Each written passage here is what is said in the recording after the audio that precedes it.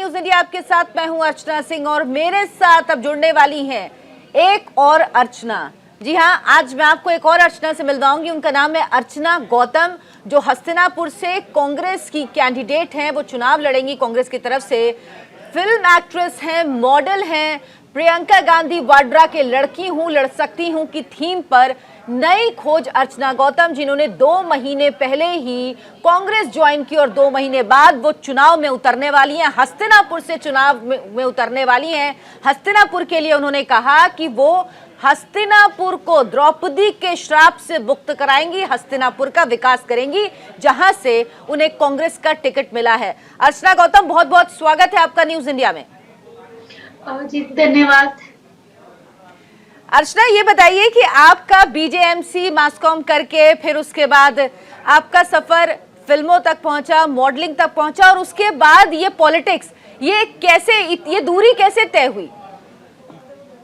देखिए, मैं राजनीति में जो आने का मेरा था कि मैं शायद सोच रही थी कि 35 के बाद आऊं, जब मैं 35 इयर्स की हो जाती हूँ उसके बाद आती हूँ या 40 के बाद आती हूँ। बट क्या है कि इस टाइम क्या है, युवाओं को आने का मतलब उत्साह है, और मैं चाहती हूँ कि जितनी भी सब महिलाएं हैं, मेरी बहनें हैं, उनको आगे आना चाहिए और अपने हक की लड़ाई लड़नी चाहिए। प्रियंका दीदी ने एक नारा दिया है, लड़की हूँ लड़ सकती हूँ, जिसपे वो महिलाओं को सशक्तिकरण बनाने के लिए मुद्दा उठा रही है। और जो जितनी भी महिलाएं हैं जिनके सपने अधूरे है, उनको आगे आके बढ़ावा दिया जाए। तो ये एक मुद्दा है जो लड़की हूँ लड़ सकती हूँ का नारा जो दीदी ने दिया है। अर्चना, आप आई नारे के साथ लड़की हूँ लड़ सकती हूँ, और आते ही आपकी लड़ाई शुरू हो गई। जिस तरह से आपको ट्रोल किया जाने लगा आपके पिछले प्रोफेशन को लेकर, वो लड़ाई आप किस तरह से लड़ रही हैं? देखिए, आपको भी पता है कि बहुत सारे लोग अनाप शनाप बोल रहे हैं, मुझे टोंट मार रहे हैं। इनफैक्ट अगर मैं अपनी फेसबुक की बात करूं तो अगर मैं एक भी पोस्ट देखती हूँ तो इतने सारे बैड कमेंट्स हैं, और भी मतलब अच्छे भी कमेंट्स हैं और बैड भी कमेंट्स हैं।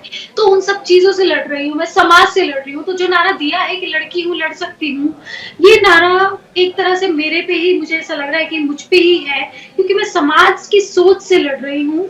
और लोगों की जो एक सोच है ना कि महिलाओं के लिए कि छोटे कपड़े नहीं पहनने हैं, ये नहीं करना है, वो नहीं करना है, तो इस चीज से मैं लड़ रही हूँ।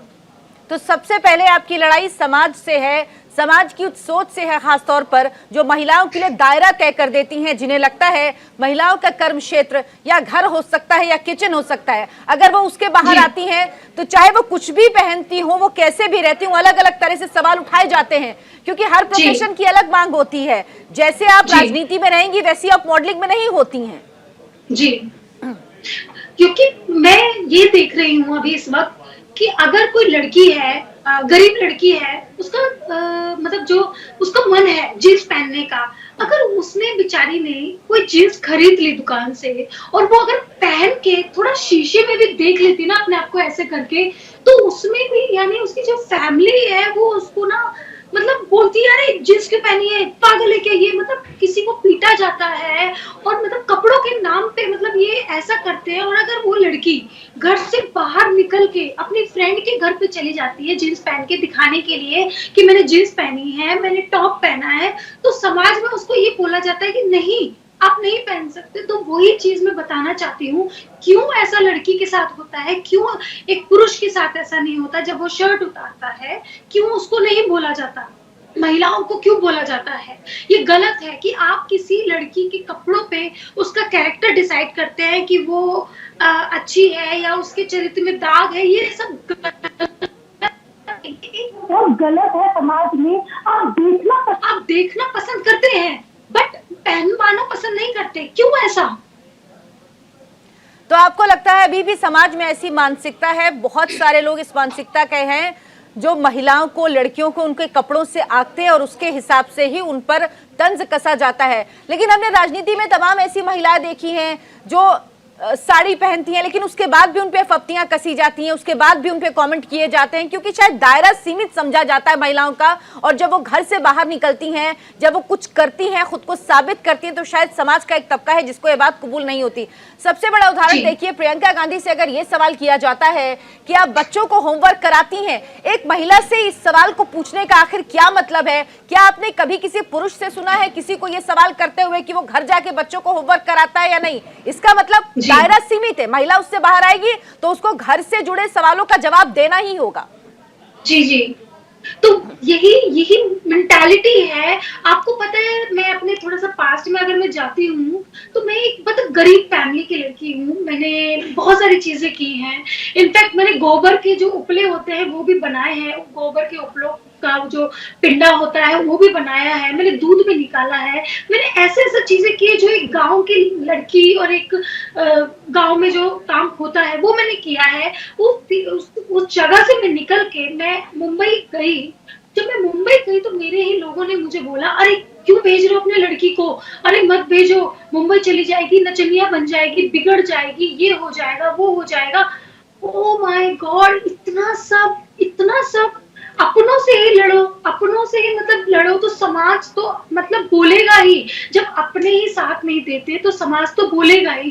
तो मैं उन सभी माँ बापों से यही बोलना चाहती हूँ कि जितना पैसा आपने अपनी लड़की के लिए आप बचपन से जोड़ रहे हैं, वो पैसा उसकी शादी में नहीं, उसकी पढ़ाई में लगाइए, उसके कोर्स में लगाइए, उसको आईएएस पीसीएस और भी जो भी वो करना चाहती है उस चीज में लगाइए, जिससे कि वो आगे बढ़े, कामयाब बने और खुद अपने बल पे खड़ी हो और अपने आप ही लड़का ढूंढ ले। शायद आप उसके लिए उतना अच्छा लड़का नहीं ढूंढेंगे जितना अच्छा वो ढूंढ सकती है।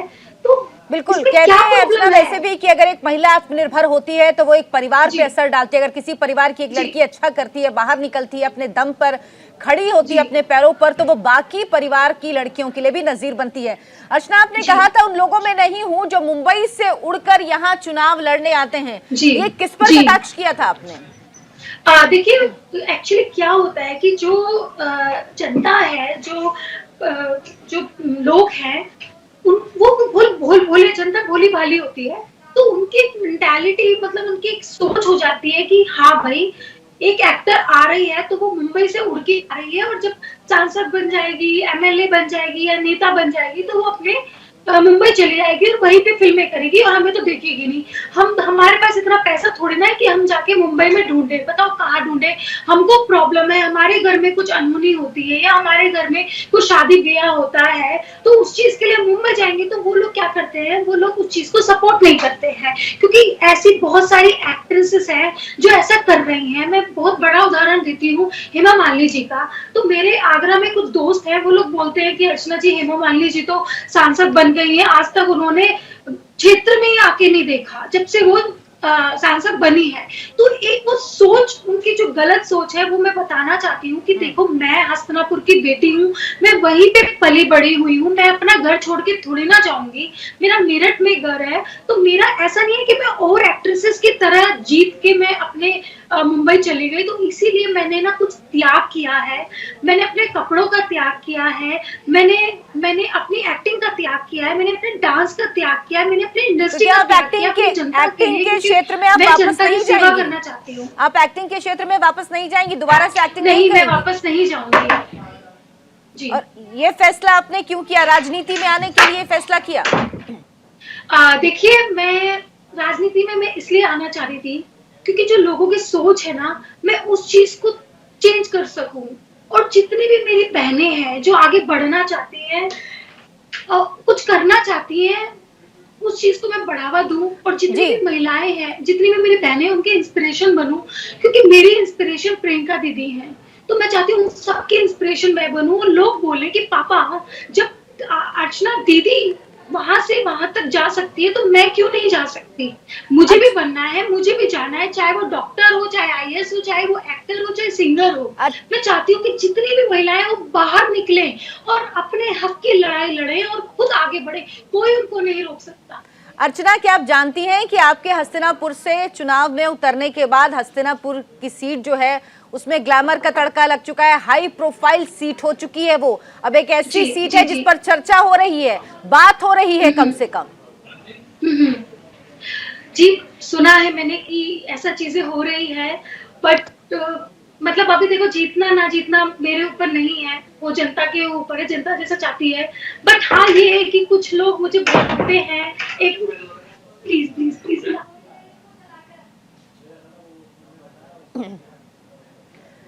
तो अर्चना गौतम जो हस्तिनापुर से कांग्रेस की प्रत्याशी हैं, कांग्रेस ने उन्हें मैदान में उतारा है, मॉडल रही हैं, एक्ट्रेस रही हैं, उनको लगातार ट्रोल किया जा रहा है, खासतौर पर उनके कपड़ों को लेकर कहा जाता है।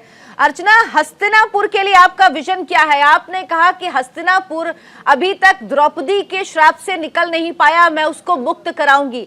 कैसे मुक्त कराएंगी आप हस्तिनापुर को? जी देखिए, लोगों की ना एक सोच बन चुकी है, एक मेंटालिटी बन चुकी है कि जो हमारे हस्तिनापुर से जो विधायक रहे हैं, वो लोग ना जनता को बेवकूफ बना रहे हैं, ये बोल के अरे इसका यहाँ का तो विकास ही नहीं हो सकता, ये तो कभी विकसित हो ही नहीं सकता क्योंकि द्रौपदी का श्राप मिला हुआ है, तो ये हस्तिनापुर कभी विकसित शहर विकसित नहीं हो सकता। तो ये एक गलत सोच है, ये पुराने जमाने की सोच है। क्योंकि मैं उनको यही बताना चाहती हूँ कि आप लोगों को क्यों ऐसा बेवकूफ बना रहे हैं, वो आपके हाथ में है, आपके हाथ में है हस्तिनापुर को तरक्की देना, ग्रोथ करना। तो एक छोटे सोच के साथ क्यों चल रहे हैं, क्यों लोगों को बेवकूफ बनाया जा रहा है? ये मतलब जब मैंने आके सुना ना, तो मैं बहुत ज्यादा शॉक्ड हो गई कि क्या द्रौपदी जी ने श्राप दिया, इस वजह से हस्तिनापुर ग्रोथ नहीं कर पाया है? ये कैसी बात हुई? अच्छा अर्चना, मतलब आपके पास हस्तिनापुर के विकास का क्या विजन है? आप हस्तिनापुर की ही हैं, क्या समस्याएं हैं जो आपने बचपन से फेस की हैं? आपने आसपास के लोगों से बात की होगी, किन चीजों पर अगर जनता आपको चुनती है तो आप सबसे पहले काम करेंगी? देखिए, वहां पे क्या है, यातायात के साधन नहीं है, पहली बात तो ये सबसे बड़ा पॉइंट है। आज तक विकसित नहीं हो पाया है सिर्फ इसी वजह से कि वहां पे यातायात के साधन नहीं है, वहां पे बस अड्डा तक नहीं है। आप समझ रहे हैं? तुम जाओ, तुम जाओ, तुम जाओ, तुम जाओ, मैं कर लूंगी। डिस्टर्ब के साधन नहीं तो है, अर्चना, क्योंकि जब तक यातायात के जी जब तक यातायात के साधन नहीं आएंगे, तब तक ना जो शहर है हमारा वो विकसित नहीं हो पाएगा। तो वहाँ पे बस अड्डा होना बहुत ज्यादा जरूरी है, रेलवे स्टेशन बहुत ज्यादा जरूरी है। मैं मानती हूँ कि महाभारत वहां से ही स्टार्ट हुई है, पर देखिए किशन जी ने वहां पे गीता दी थी, तो ऐसी पवित्र धरती का विकास होना चाहिए। बाकी की भी जगह विकसित हो रही हैं, मंदिर विकसित हो रहे हैं, तो ये चीजें क्यों ऐसा अधूरी छूट रही है? तो मैं यही चाहती हूँ कि वहां पे रेलवे स्टेशन आए, बस अड्डा आए, फैक्ट्रियों का निर्माण हो, ये सब चीजें मैं चाहती हूँ मेरे गांव के लिए, मेरे भोले भाले जनता के लिए। अर्चना, जब आप मॉडलिंग में गई थी या इससे पहले आप रियल एस्टेट में भी आपने काम किया, आप मॉडलिंग में गई, आपने फिल्मों में काम किया, हर प्रोफेशन में एक ट्रेनिंग पीरियड होता है। कांग्रेस ज्वाइन करने के यानी राजनीति में आने के 2 महीने बाद ही आपको टिकट मिल गया, आप चुनाव लड़ने के लिए तैयार हो गई। क्या वो ट्रेनिंग पीरियड खत्म हो चुका है? आपने वो राजनीति की ट्रेनिंग ले ली? कि राजनीति 24/7 कहते हैं, 24 घंटे और 7 दिन काम करना पड़ता है उसमें। कट गया, 1 मिनट फोन कर। चलिए हम दोबारा संपर्क करते हैं अर्चना से। तो बड़ा सवाल यह है कि हस्तिनापुर का विकास जो नहीं हुआ है, हस्तिनापुर के मुख्य मुद्दे हैं, यहाँ बस अड्डा नहीं है, रेलवे लाइन नहीं है, बड़ा स्टेडियम नहीं, कोई बड़ा कॉलेज नहीं है, और अर्चना गौतम का कहना है कि वो इस पे काम करेंगी। वो हस्तिनापुर की हैं, इसीलिए वो हस्तिनापुर के मुद्दों को अच्छी तरह से समझती हैं। लेकिन अर्चना का जिनसे टक्कर है वो मंत्री हैं बीजेपी के, वो कैबिनेट मंत्री हैं दिनेश खटीक, और पार्टी ने उन्हें दोबारा फिर टिकट दिया है, यानी कि स्ट्रॉन्ग कंटेंडर सामने हैं, मंत्री हैं जिनसे लड़ाई हो रही है अर्चना गौतम की, जो चुनावी मैदान में मौजूद हैं। 2017 में दिनेश खटीक ने हस्तिनापुर से जीत हासिल की थी बीजेपी के टिकट में, और दोबारा फिर बीजेपी ने उन्हीं पर भरोसा जताया है। जी अर्चना, आप अपनी बात पूरी करिए। हाँ जी, मैं ये चाहती हूँ कि जब तक हमारे जो गांव है वहां पे जब तक बस अड्डा नहीं आता, रेलवे स्टेशन नहीं आती, तब तक हस्तिनापुर का विकास होना इम्पॉसिबल है। क्योंकि देखिए हर कोई आना चाहता है, क्योंकि वहां पे क्या है, जैन समाज के बहुत सारे मंदिर हैं।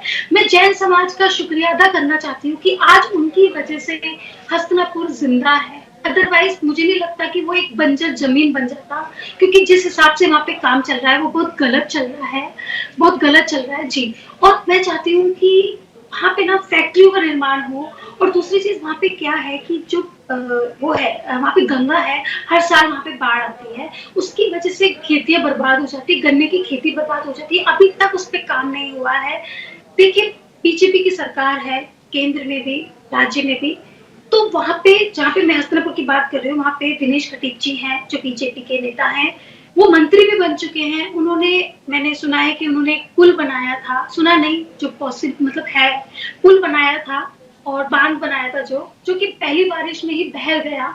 तो मैं यही चाहती हूँ कि आप अभी तक 5 साल में हस्तिनापुर का विकास तक नहीं कर पाए, आप एक बस अड्डा तक नहीं ला पाए, आप एक कॉलेज नहीं लेके आ पाए। जो महिलाएं हैं वो मेरठ जाती हैं पढ़ाई करने के लिए, और कुछ महिलाएं तो बेचारी सुबह चूल्हा पर जलाती हैं, शाम को चूल्हा जलाती हैं, दिन में झाड़ू लगाती है, पोछा लगाती है। उनसे जाके पूछा जाता है तो बोलते हैं कि दीदी यहाँ पे स्कूल नहीं है, कॉलेज नहीं है, हमारे यहाँ हमारे परिवार वाले अलाउ नहीं करते हैं मेरठ जाने के लिए। तो आप बताओ क्या है ये? आप बोल रहे हो देश बढ़ेगा, देश बढ़ेगा, देश बढ़ थोड़ी ना रहा है। एक तो महंगाई इतनी ज्यादा हो गई है, एक पढ़ाई के साधन नहीं है, क्या हो रहा है देश में? आपका मुकाबला लेकिन कड़ा है, ये आप मानती हैं? बीजेपी के पिछले बार जो विधायक थे, मंत्री हैं, वो जी मुकाबले में हैं और कांग्रेस पार्टी कहीं नहीं थी। जी जी जी। देखिए, मैं जब यहाँ पे नहीं थी तो शायद वहाँ पे चल रहा था बीजेपी, सत्ता, और भी बहुत सारी पार्टियां हैं। बट अभी जब मैं जा रही हूँ तो जो जनता है उसमें एक उत्सुकता आई है कि हाँ, हमारे गांव की लड़की आ रही है, हमारे गांव की लड़की है। जो एक्साइटमेंट है ना, वो बहुत बढ़ चुका है। बस मैं अपनी जनता से यही बोलना चाहती हूँ कि देखिए, आपने सपा को जिताया, आपने बीजेपी को जिताया, सब नेता वहां से जीते हुए हैं।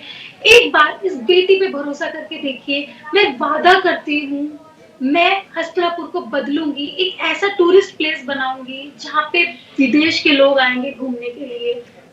बस मैं अपनी जनता से यही वादा करना चाहती हूँ। अर्चना, आपको लगता है कि टिकट की घोषणा देर से हुई? अगर थोड़ी पहले हुई होती तो ज्यादा आसानी होती, क्योंकि पहले चरण में चुनाव है हस्तिनापुर सीट पे 10 फरवरी को, तो बहुत कम वक्त मिला आपको जनता से जुड़ने का।